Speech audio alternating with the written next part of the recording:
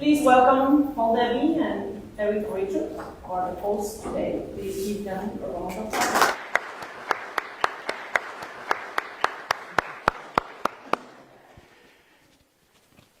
Thank you, Sylvia, and thank you all for coming.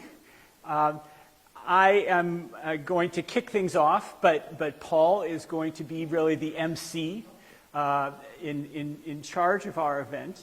I just want to frame this a little bit. This was a project where we wanted to focus on discovery, because discovery is what we think about as the kind of major output of the Institute. And we've broken that down into decades. So we've tried to take highlights of those. And I want to first, before I start telling you about things, give a thank you to the people that make everything work. The communications team has been doing this and so many other things at the same time. It's a super busy time of year. So thank you, guys. Everyone who's listed there contributed to organizing and content. Also, a shout out to Brandmint, which is a company that we've been working with, who designed the logo. I think many of you know that. In particular, the designer that worked on the banners that you're going to see outside. So with that, I'm going to just give you two quick slides. And I want to talk about kind of foundation. One is an organizational vision for the Institute. And this is a quote that is often shown probably from the middle of the 1910s from William Boyce Thompson, the idea of putting together an institute that was focused on plant biology, but with the idea that it would have utility. And we think about that now, and our mission is agriculture and the environment and human health. And so it's there from the beginning, this idea of understanding basic plant biology and how plants work, but how they work for outcomes. And so that vision was also paired with a scientific vision. That is, the first director, the first president, if you will, of the Institute was a man named William Crocker, who did his work at the University of Chicago. And what's shown there is a little screen capture of a title of a paper that he published in 1908. And then this was kind of a natural experiment. In the mid-19th century, people understood that the illuminating gas that kept the lights on in Europe and other cities in the US, if those pipes leaked, they cause damage to the trees. They lose their leaves, for instance. And so Crocker was one of the people who tried to pin down like what was in the gas that was causing problems. And this shows you his work on ethylene, which he is really known for, showing that ethylene is a plant hormone. And this is a little device they used to put things in that bottle and fill it with gas. Here's another natural experiment, but not the kind that we think about, and one on a very large scale. This is a famous environmental law disaster. This was a smelter that was in British Columbia, and the pollution was coming across the United States. And so this is in the 20s, and this was litigated through the 30s. But Crocker and others were involved in the study to look at the damage of the pollution. So it's the same kind of idea. You have these environmental insults, chemicals that are changing plant behavior. And that idea of chemicals and their effect on plants really is kind of the through line to many of the things that we're going to talk about. And some of that has to do with things that we think about as hormone and development, but some of it has to do with air pollution. You'll see this come back again and again. So with that, I'm going to pass it on to Paul, and he's going to tell you about the different decades. So thank you all. Thanks, Eric. Thanks, Sylvia. So when I was in business school, they used to do this thing where they're teaching us how to speak, and we're supposed to tell you what we're going to say, and then we say it, and then when we get done, we tell you what we just told you. So I'm going to try to follow that rule today. I want to talk just a little bit about discoveries just in general. And then what I'm going to do is I'm going to walk through each decade. And each one of these slides that we have that represents a decade is really kind of matches up with the banners that we're going to look at when we get done and go out and have some food and mingle. And that's really what the event is about, is to go and look at those banners, which has more specificity than you're going to see here. But I'm going to give you a little bit of information about each decade just to kind of help orient you. To make it a little fun, we've also thrown in some trivia questions. There's 7 trivia questions, and I'm going to give everybody 10 seconds to do each, and you're just scoring it yourself, so you don't have to holler the thing out. So we're going to walk through those as well. I've got a few notes here just to remind me so I don't forget some of the people that are on some of these slides. So I'm going to dim the lights too, if that's okay, just to make it a little easier to see. Okay, so here's where we start, right? 1924. We start in the 20s. This is Boyce Thompson, the founder of the Institute. So I should say too, when we talk about these decades, we've got decades where we'll have a focus for research, but some of these are also historical sort of events that happen. The founding of the Institute, moving to Cornell. So bear with me because some of these decades sound a little bit less scientific than others. Oh, and I wanted to mention that, I forgot.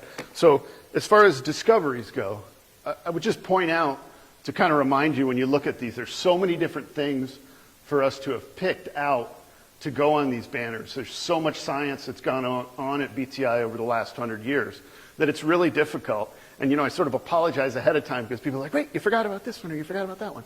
Well, there's just also I want people to remember that discoveries take place at BTI every single day.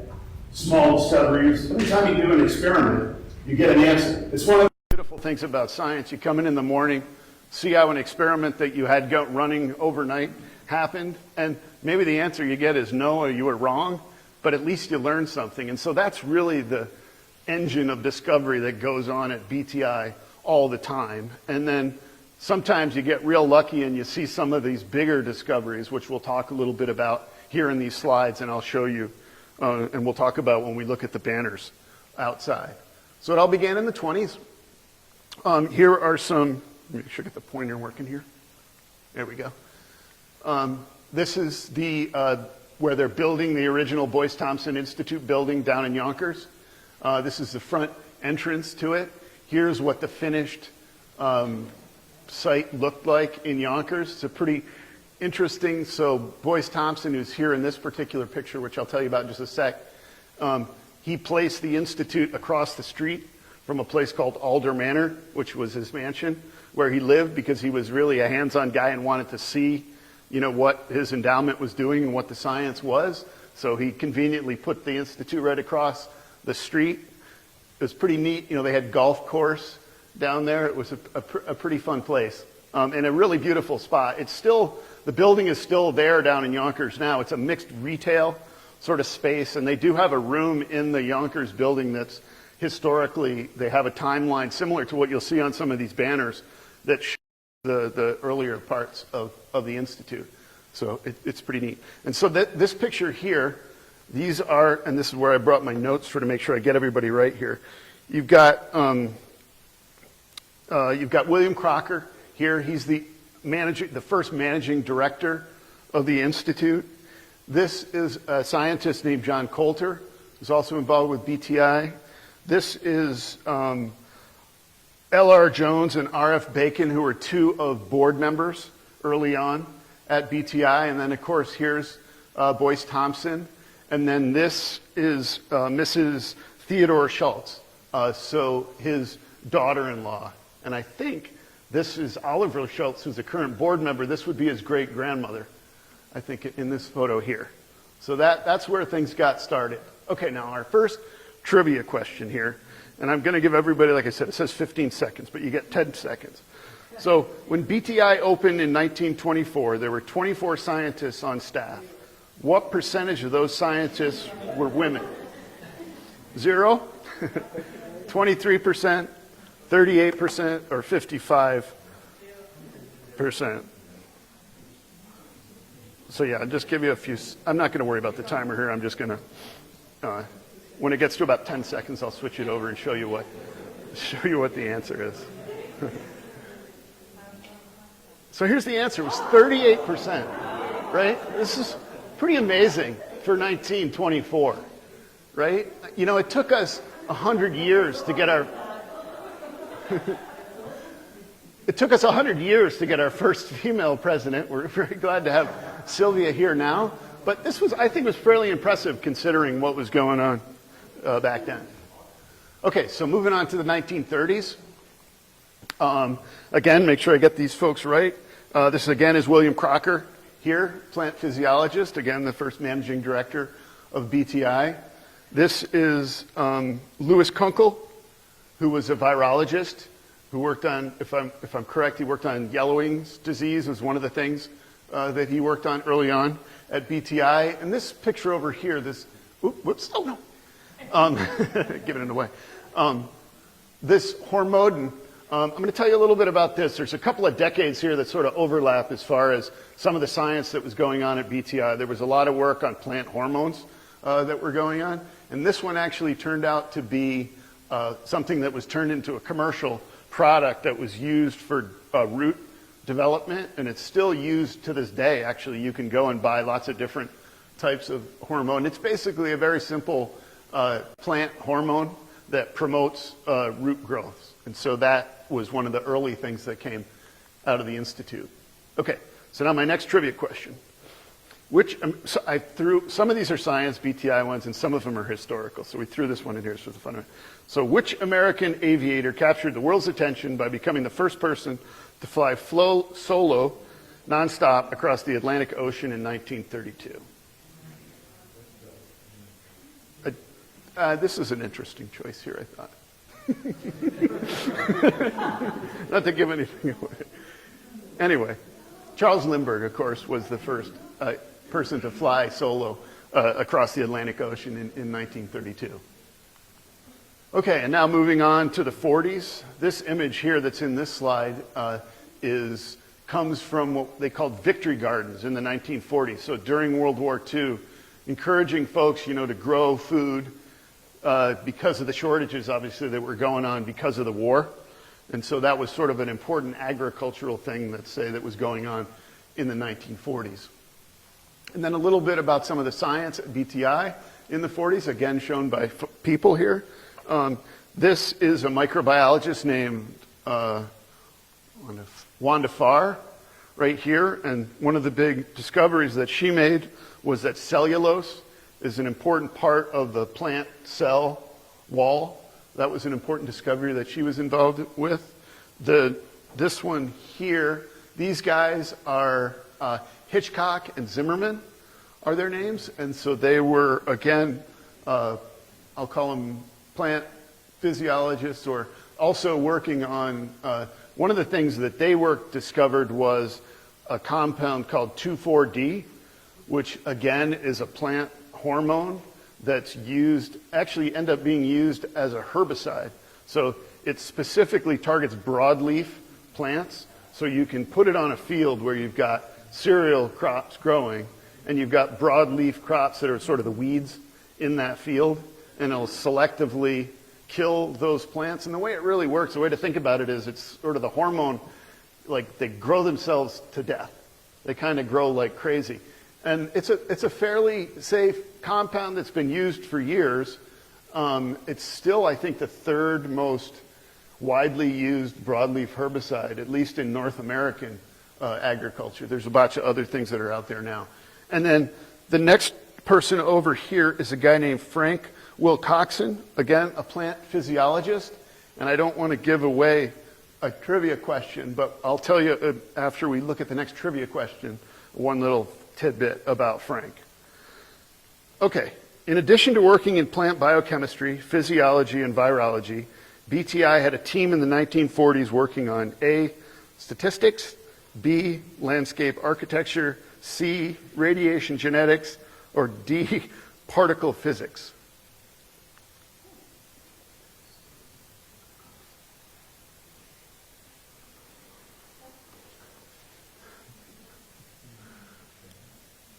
It's interesting. The answer to this one is statistics.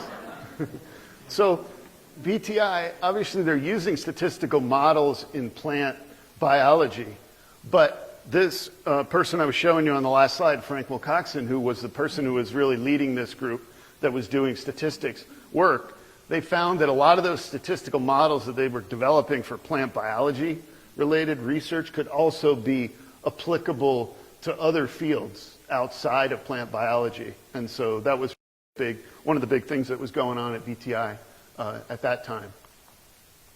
Okay, moving on to the 1950s. In this picture here is a woman named Clyde Chandler, also working plant growth regulation.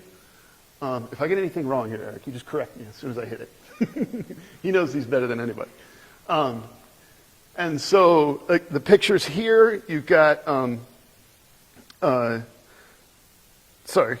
Clive Chandler is this person here. Is that right, Eric? That's Norma Pfeiffer. That's Norma Pfeiffer. Thank you. Let me get my right thing here. Okay, thanks. Oh, no, right, slide. Norma Pfeiffer, who was a lily breeder. You can see her working on lilies here. This picture here is, you know, like I say here, like the slide says here, there became this focus on the environment as one of the big research areas for the Institute. These were early, think of them as chambers that were used to study different air quality type things with plants. And then, like I said, again, here, this is Clive Chandler, who worked on larch. These are larch trees, and you can see she has bags over the ends of them, looking at different sort of conditions, whatever, isolated to those particular branches. So that's what she's doing there. Okay. 50s. So in 1952, what scientist made the first X-ray pictures of what would later be termed DNA? Her work, mostly unrewarded by history at the time, would go on to contribute to one of the most important discoveries in modern biology.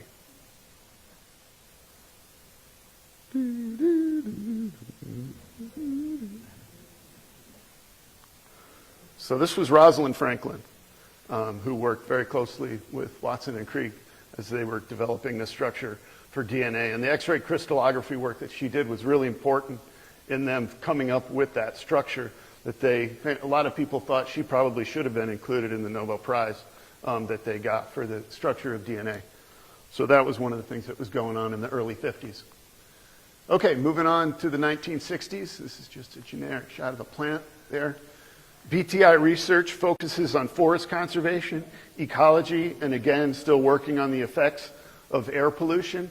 This is getting close to the time when BTI was going to move from Yonkers to Cornell. I think one of the issues that they ran into back then was the quality of the air quality down in that area north of New York City was not so great. It was not a great place to be doing some of the kind of research that they were doing. Also, on this slide here is a couple of folks. Obviously, this is Carl Maramorish is his name. So he's a molecular biologist. Also very involved with insect cell culture, which you'll hear more about in a couple of other slides, which has been an important project here at BTI over the years. But we also want to point out here, this here is a group of undergraduate interns at BTI, one of the summer internships programs early on at Yonkers. BTI has a long history of training research undergraduate interns. And of course, Delaney Sickler, who runs the program that we have now, is really a preeminent REU program, and BTI has been doing it for many years and continues to do some of that type of work. Okay, now, I'll tell you on this particular question, there can be more than one answer. So in the 1960s, BTI opened secondary research stations in which U.S. states? Connecticut, California, Montana, or Texas?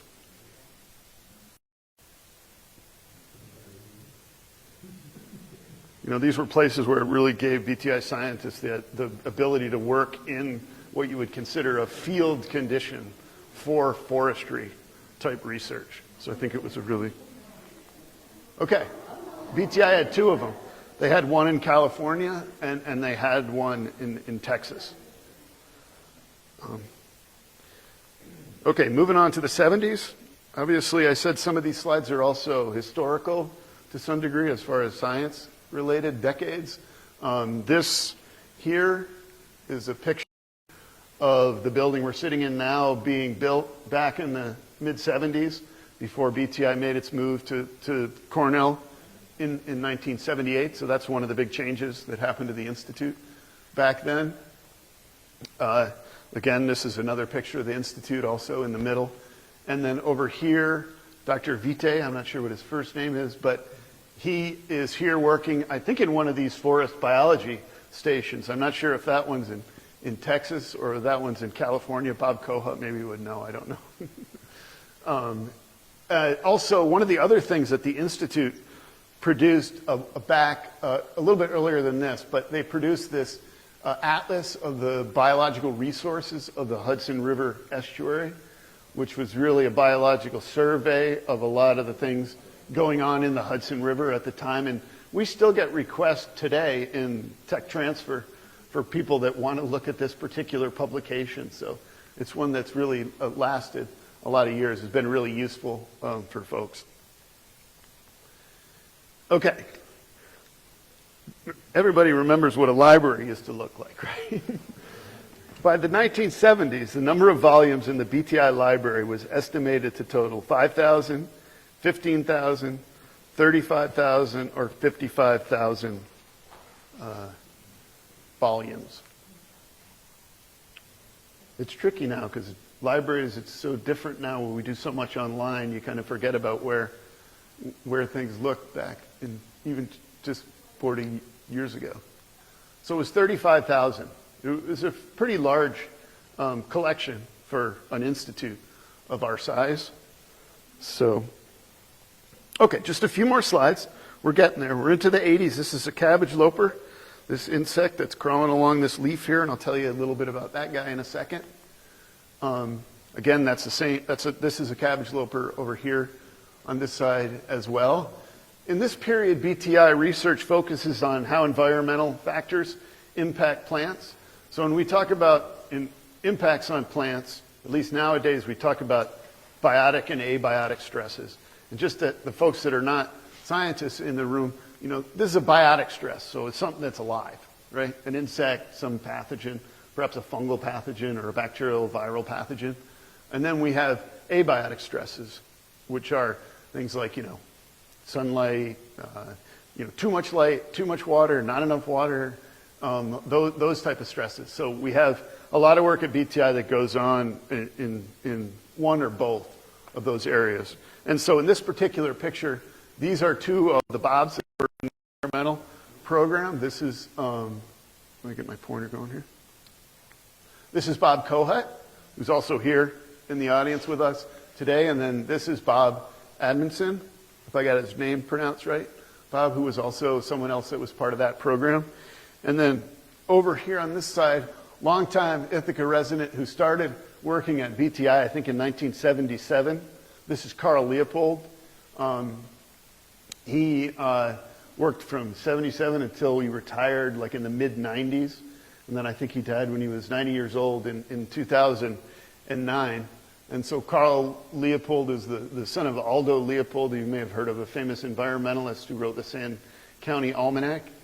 But he was a plant physiologist, and one of the things that he worked on was, you know, how to, we call it glassy state technology. So how does a seed sort of protect itself so that when it's kind of dried out and waiting to then later germinate, how does it sort of survive? And some of that technology, interestingly, has been used to develop inhalable pharmaceuticals, because the same sort of glassy state technology can protect those pharmaceutical type compounds. And so that is something that's there's still companies that are working on that type of technology today, but that came out of Carl's, some of Carl's work. Okay, we're getting there. 1990s. Okay, BTI embraces new technologies and expands their research scope into the molecular biology of plants and insects. You can read about more on the banner when we look at it.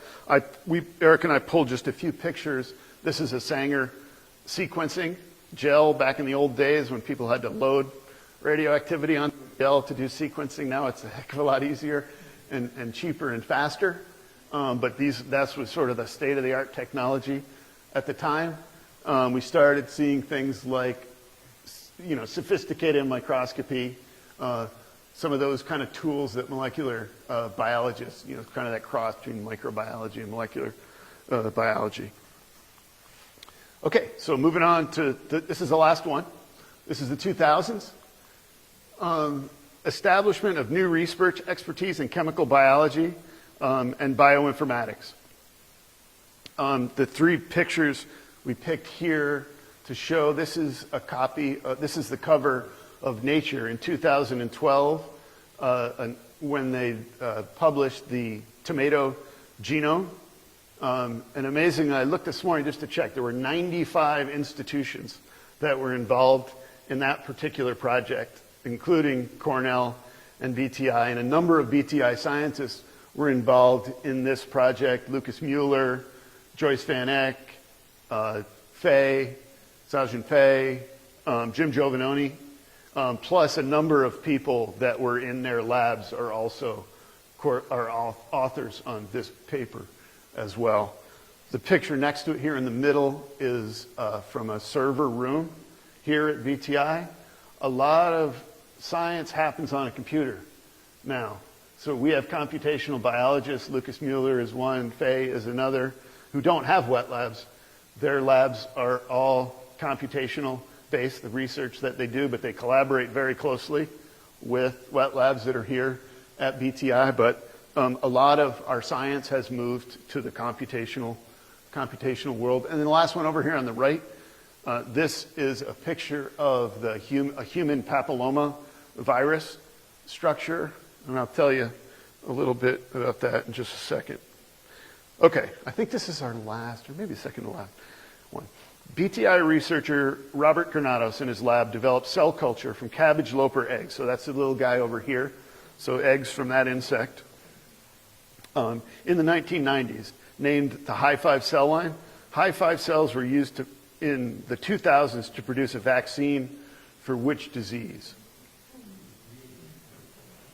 I'll give you a hint, it's not A. Although I think some labs are actually using these cell lines to produce COVID vaccines now experimentally. So the answer is cervical cancer. So that HPV virus that I had in the first slide, without trying to give away the answer to this question. So that virus is the major cause of cervical cancer. And the vaccine that actually prevents that virus is what prevents a lot of cervical cancer now. So it was really kind of an amazing discovery back then, and BTI played a pretty cool role. And it's interesting because you think about it, Bob Granados' work was really, looking at how baculoviruses, so they're these viruses that infect these insects just naturally, one of the ones that they have to deal with, and then they develop these techniques to basically use that virus production to then make recombinant proteins. Kind of like, we talk about E. coli as one of the ways you ferment and make products, or you can make them in human cells, or insect cells are a really good way to make let's call it medium complicated proteins. And so, he was not had any interest in HPV or vaccines or anything, but the work that he did in his lab, led to something that was quite a bit different and pretty cool, I think. Okay, sorry, I lied. This is the last one. 2010s, I guess, would be the last decade that we have here. Okay, and then what we term here is we say data-rich omics research expands, including metabolomics, proteomics, and phenomics. And again, a lot of people know what those terms are, but there's so few people here who don't also know what these terms are. So I just want to kind of remind you. So metabolomics is talking about small molecule compounds. So folks like Frank Schroeder, who's our in-house chemist, and also George Jander, others as well, who's a biochemist. They do a lot of work with small molecule compounds, and over the last few decades, we're really learning that these small molecules are a lot more interesting and do a lot more stuff than we thought. So proteomics, that's proteins. So genes make for proteins. And so some of the work that we're currently doing now is seeing how do these small molecules interact with proteins. It's like the more you learn, the more complicated it seems to get. And then phenomics is, the phenotype. That's the simple way to look at it is kind of what a plant looks like, but it's not that simple. One of the things you're going to learn about over the next few years as we set up this new automated phenotyping facility here at BTI that Magda's working on, get it up and running, is there's lots of different things that you need to look at when you talk about the phenotype of the plant. And so that's what phenomics are. And then just to finalize things here, these two things on the right here, this is a genus called Physalis. It's a plant that Joyce Van Eck and her collaborators work on. It produces these things called ground cherries, which are these cherries that fall to the ground. They're working on trying to engineer these plants to be a friendlier crop, if you want to call it, so maybe keep the things from falling on the ground so you can harvest them when you want to. Also trying to see if they can get the husk to not form around the berries so it's easier to just go in with a machine and sort of pick them and package them like you would, your strawberries or raspberries that you see. And then I also wanted to mention here, National Academies of Science. In 2016, Jim Giovannoni became a member of the National Academy. Maria Harrison in 2019 became a member of the National Academy. And then Greg Martin became a member of the National Academy in 22. Is that right, Greg? So we have 3 current National Academy members here at BTI, and that's something that came up in this pretty exciting decade. And the last point I'll make here, this is a logo for a company called Ascribe, which is partially incubated here at BTI. This is a startup company that was founded by work from Dan Klessig and Frank Schroeder's labs to use like metabolomics, like I mentioned, using small molecule compounds that come from these little soil-dwelling worms, and they're actually used for crop protection. And that company's doing quite well now, and they're into about 4th or maybe 5th year of field trials. And so that's one of the newer translational projects that is going on here at BTI, and you'll hear more from Julian and I about translational science over the next couple of years. This is probably a good place where I should really remember to plug this, is one of the folks that is giving us money for translational science work here at BTI, also this year has pledged up to $500,000, so $500,000 for any, this is my plea, my financial plea here. Anybody who wants to give financially to the Institute, that person is going to match any donation that we get this year up to $500,000. So the hope is for us to see if we can raise $1 million in a not too long period of time. And so that's my little plug at the end. And that's it. So yeah, so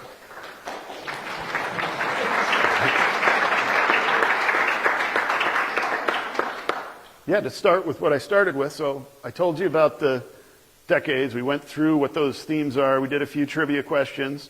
And now the thing we're going to do is we're going to move out and we're going to have some food and drinks and actually look at more details at the actual decades banner, which has a lot more detail than what I showed you here. And a bunch of us will be mingling around. If you have questions, feel free to just come and find us and ask us as you look at things. Good? All right. Thank you very much.